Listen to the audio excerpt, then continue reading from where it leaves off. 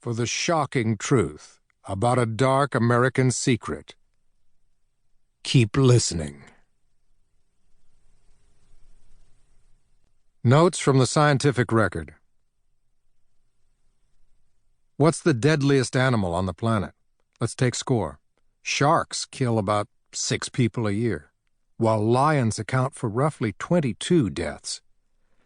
Surprisingly, attacks from elephants cause 500 fatalities each year. Snake bites double that number with 1,000 deaths annually. We humans, of course, outdo that considerably by slaughtering 400,000 of one another every year. But the true assassin of the animal world is much smaller and far deadlier, namely the lowly mosquito. As vectors for a slew of diseases, malaria, yellow fever, West Nile, and now Zika, these flying bloodsuckers alone account for more than 1 million deaths each year. In fact, mosquito bites are the leading cause of mortality in children under 5. Still, other tiny beasts also vie with the mosquito for this deadly crown. Tsetse flies cause 10,000 deaths each year. The aptly named assassin bug, Reduviidae, does a bit better with 12,000. Ultimately, some insect will kill 1 person out of 60 every year. Why is this important? It serves as a cautionary reminder that we are not living in the age of man, but rather, as has been true for more than 400 million years, in the age of insects. While humans have been on this planet for a paltry 300,000 years, insects existed eons before the dinosaurs, multiplying and spreading, filling every environmental niche. In fact, it is now hypothesized that insects contributed, if not led, to the extinction of the dinosaurs. How?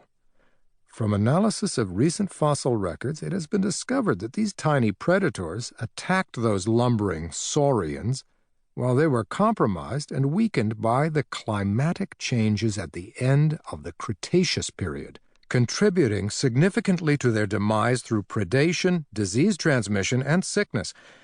At that opportune moment in prehistory, insects took advantage to finally rid the planet of their main competitor for all those new plants and flowers, and in one fell swoop ended the age of dinosaurs.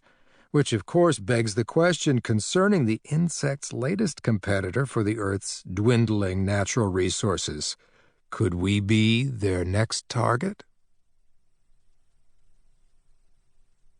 I cannot persuade myself that a beneficent and omnipotent God would have designedly created the Ichneumonidae, parasitic wasps, with the express intention of their feeding within the living bodies of caterpillars. Charles Darwin, in a letter written May 22, 1860, to botanist Asa Gray. They are seriously misunderstood creatures. J.K. Rowling, Harry Potter and the Goblet of Fire. Prologue. 11:07 a.m. CET, December 31st, 1903, Genoa, Italy.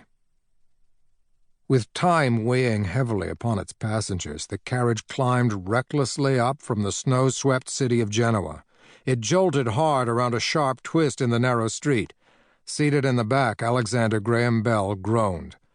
He was still recuperating from a fever following the transatlantic voyage with his wife.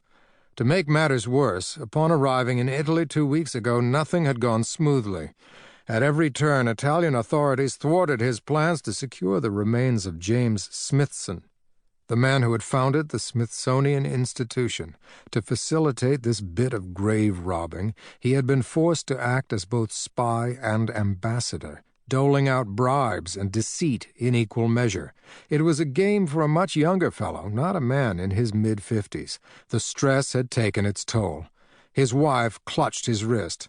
"Alec, perhaps we should ask the driver to slow down." He patted her hand. "No, Mabel. The weather is turning, and the French are breathing hotly down our necks. It's now or never." 3 days ago, just as he had secured all the proper permits, some distant French relatives of Smithson had wormed out of the woodwork to stake a claim on his body, little knowing what truly was at stake. Before this